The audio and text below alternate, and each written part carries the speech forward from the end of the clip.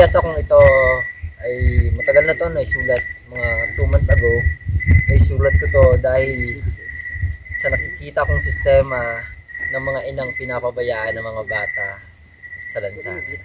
At ang title ng piyesang ito ay Bulong ng Batang Pinabayaan. Sa lupain ng pangarap, may mga batang nalugmok, mga musmos na nilalang, ang kinabukasan ay nagluluksa. Batang buhay pero patay ang kinabukasan, ang tulakong bino sa kanilang mga mata. Luhay, sumisilay, laman ng kaluluwang nasa hukay. Hangaron nila'y walang liwanag, dilim ang sumasalubong, sakali naglalaro, ngunit ang kasiyahan ay nawala na. Inakay ng kalupitan, binuhusan ng malupit na ulan, inosenteng mga kaluluwa. Kinuha ang pag-asang dating nasa kanila, kumakalamang sikmura, gutom na nakakabulag sa pangarap.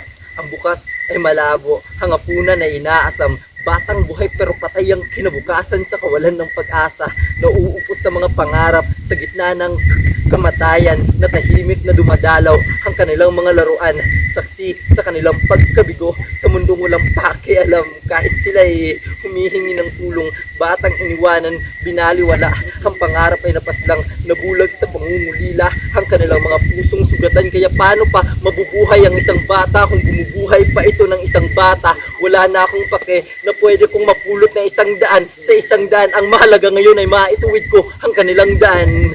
Ngunit sa likod ng dilim, isang sigaw ang tumitindig. Mga tinig ng hustisya, tumitindig para sa mga bata.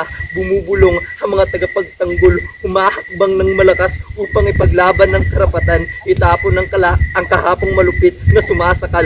Batang buhay pero patay ang kinabukasan, muling binubuhay sa mga taong may malasakit. Naglalakbay ang panawagan, bigyan ng edukasyon, pagmamahal at kalinga na tunay upang ang bawat musmos na tao ay makamtan ang tunay na ligaya ng buhay sa tahanan ng pag-asa. Ang mga luhay mabubura, ang mga ngiti muling magliliwanag.